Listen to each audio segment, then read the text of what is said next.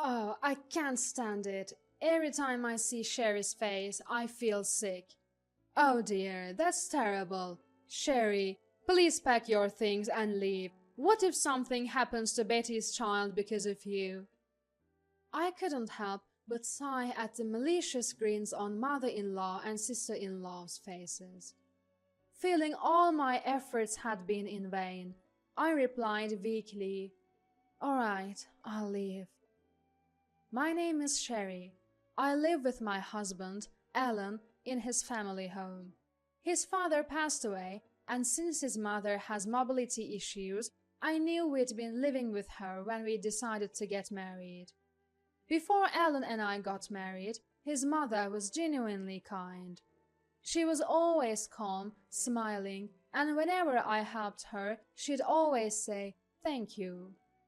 I thought living with such a mother-in-law would be manageable. That was the biggest mistake of my life. Once Alan and I got married and started living together, her true colors began to show. First, she stopped thanking me for anything I did. I wasn't doing chores just to hear her gratitude, so I didn't mind at first. But gradually, instead of thanks, she began to complain. "You're so slow. Alan will be home soon, and you haven't cleaned the bath or finished dinner. What's going on?"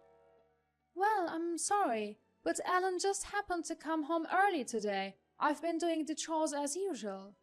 "If your husband comes home early, you should work faster. You don't care enough about Alan." "That's not true." "I don't want to hear your excuses. Ah, poor Alan. Why did he marry someone like you?" There was no trace left of the kind woman I had known before our marriage. Still, I tried my best to meet her expectations. I could keep going because of Alan's support. In front of Alan, she pretended to be the ideal mother-in-law and was kind to me. But I talked to Alan about how she behaved when he wasn't around. Alan believed me and said, "I'll talk to Mom," and he did. After being scolded by Alan, she'd behave for a few days. But then she'd go back to her old ways. This cycle continued until one day she received a phone call. It was probably sister-in-law Betty, loudly bad-mouthing me so I could hear. Betty, who's married and currently pregnant with her first child, is just like her mother. She changes her attitude depending on the person and, frankly, has a bad personality. She once said, "I never thought my brother would marry someone as wonderful as you." But now, she says, "You're always causing trouble for Mom. You're so useless." Mother-in-law and Betty have a weekly phone call where they bond over criticizing me. I was getting numb to it all, but after hanging up, mother-in-law cheerfully called out to me and dropped a bombshell. Betty is getting a divorce. Her husband was a plain guy. Anyway, so it's for the best. Once she comes back for the birth, she'll stay here. You might not be needed anymore, Sherry. What?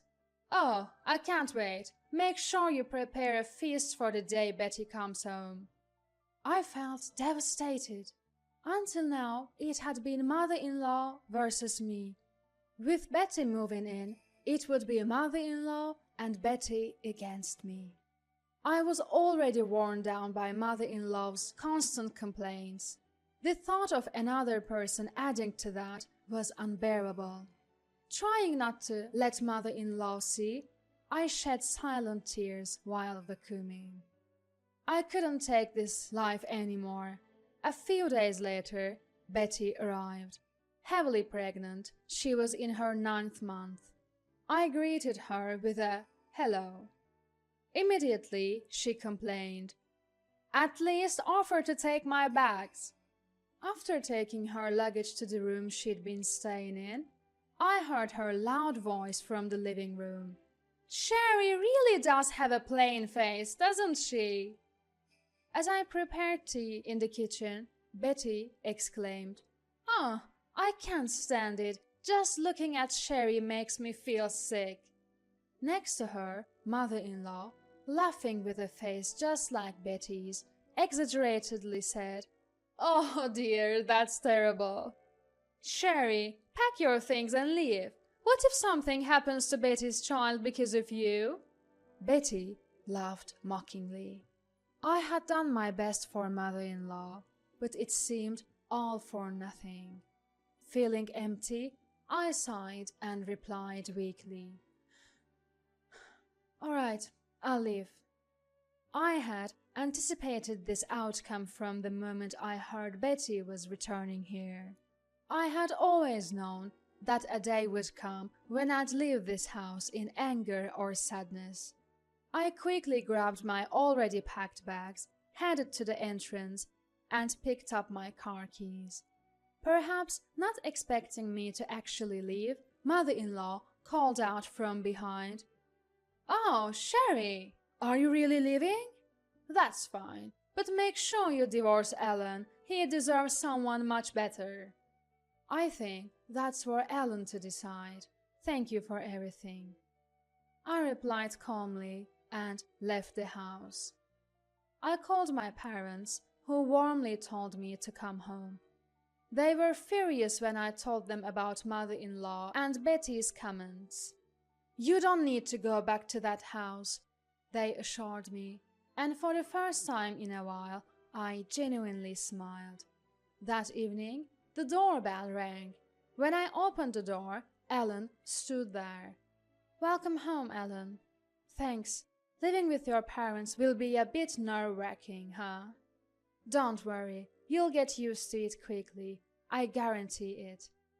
As I greeted Alan with a smile and invited him in, he first apologized to my parents. I had told them how supportive Alan had always been, so they felt bad about his apology. Instead, they thanked him for trying to protect me and warmly welcomed him, saying, "Feel free to live here as you wish." Why did Ellen fit in so well with my parents? It was because when I found out Betty was moving back after her divorce, I had proposed a divorce to Ellen. I told him, "I'm already struggling with mother-in-law, and I can't handle Betty on top of that." And I cried, saying, "Even if it means divorcing, I want to leave that house." Ellen was shocked, but immediately apologized, saying he hadn't realized how much I was suffering. He didn't want a divorce and had negotiated with my parents that if things got too bad, he'd move in with me at my parents' house. It seems that Alan plans to live in my parents' house for a while and then buy a house somewhere else. I was overjoyed when Alan came to my parents' house. I was happy that he chose me over mother-in-law and Betty. My mother prepared a feast to celebrate our arrival. As we enjoyed our meal and relaxed, my phone rang. It was mother-in-law. When I answered with a simple "hello," I heard her panicked voice. "Sherry, Alan hasn't come home yet. It's already late. Do you know where he is? I've tried calling him, but he's not answering. I'm worried something's happened." "Oh, Alan's right here. It seems he's blocked your number." As I spoke to Alan beside me, I heard mother-in-law's confused voice on the other end. Alan casually said, "Yeah, I've blocked your number." I relayed this to mother-in-law. "What do you mean? Is Alan with you?" "Yes, we're married after all." "Why, send Alan back immediately. Didn't you say you'd divorce him?" "Alan doesn't want a divorce, and neither do I. This is a matter between a husband and wife, not something for mother-in-law to dictate." I responded calmly, and suddenly mother-in-law burst into tears. "Why? Why?" she sobbed. Betty, seemingly unable to watch mother-in-law any longer, took the phone and said, "So you've stolen my brother? You're the worst." "I haven't stolen anyone. Ellen and I are married." You might have a plain face, but you're so audacious. One day my brother will see the truth, and you'll regret it." Suddenly, the call ended, so I filled Ellen in on the conversation. Both of us, in disbelief, blocked mother-in-law's number. I also got Betty's number from Ellen and blocked it. With ties severed from mother-in-law and Betty, Ellen and I began searching for a new home. After visiting various properties, we found our dream home and decided to move out of my parents' house. We expressed our gratitude to my parents, who had let us stay for several months. They told us, "You can always come back," warming our hearts. One day, after settling into our new home and enjoying peaceful days, I received a call from an unfamiliar number. Considering we had just moved, I thought it might be a service provider and answered. To my surprise, an angry voice shouted, "Finally you pick up?" Confused, I asked, "Who's this? You've forgotten your sister-in-law?" I realized it was Betty. "Oh, Betty, how did you get this number?" I was sure I had blocked her number. She apparently changed her number when she got a new phone. I thought I'd have to block this one too when Betty suddenly said, "Come back right now. I just had a baby and the house is a mess. Mom doesn't do anything." Well, mother-in-law has a bad leg, so it's understandable to some extent, right? "That's no excuse. I'm struggling postpartum and she's using her leg pain to avoid chores." From Betty's words, it was clear she and mother-in-law weren't getting along. Neither mother-in-law nor Betty want to do housework, so it's only natural that they push each other. But that wasn't my concern. "I'm sorry to hear that, but I have no plans to return." "Why not? You haven't divorced Ellen, right? We're family. We should help each other." "It's funny you consider me family now." I chuckled and Betty shouted in frustration. But I wasn't fazed. I wouldn't have to see her face again. "When you see me, you feel sick because of my plain face. I'm truly sorry. If I came back to help, you'd just feel worse. Mother-in-law also didn't want to live with me. It's okay if you don't consider me family." "I might not have lived with you, but I never badmouthed you like Mom did." "I know you and mother-in-law would talk about me on the phone. Mother-in-law would purposely put it on speaker so I could hear. I know everything you said about me." I had heard all their phone conversations where they'd gossip about me. Betty seemed to be searching for an excuse. But I told her I wasn't coming back and hung up. I immediately blocked Betty's new number and resumed tidying up.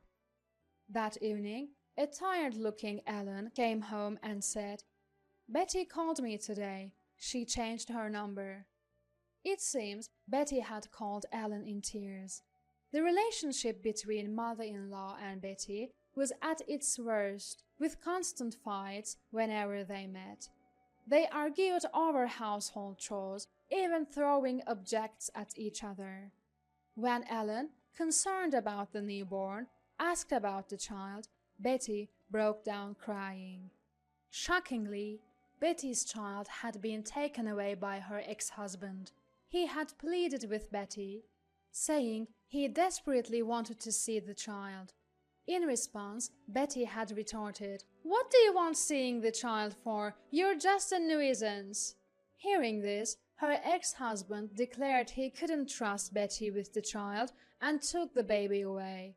In a fit of anger, Betty had said, "Then you raise the child." Now, regretting her words, she is embroiled in a custody battle. Mother-in-law's leg condition seems to have worsened. She's been advised to live in a wheelchair, but there is no way Betty would care for her. Mother-in-law manages with a cane at home, but the day she'll need to move to a facility she despises seems imminent. Betty had apparently sought Ellen's help, but their predicament was a result of their own actions. Alan reportedly told her, "If you had treated Sherry right, you wouldn't be in this mess," before hanging up. Of course, he then blocked her number. No matter how unreasonable they are, they're still family to Alan. I worried that Alan might be hurt because of me, but he reassured me with a bright smile, saying, "You are my top priority, so it's okay. Besides, I'll be a father soon, too." Smiling at Alan's words, I gently caressed my still growing belly, replying, "That's right. For the sake of our unborn child, it's best to sever ties with mother-in-law and Betty. That's our decision as future parents. We have no intention of informing mother-in-law and Betty about our child. Alan, myself, and my parents want to shower this child with all the love we can offer."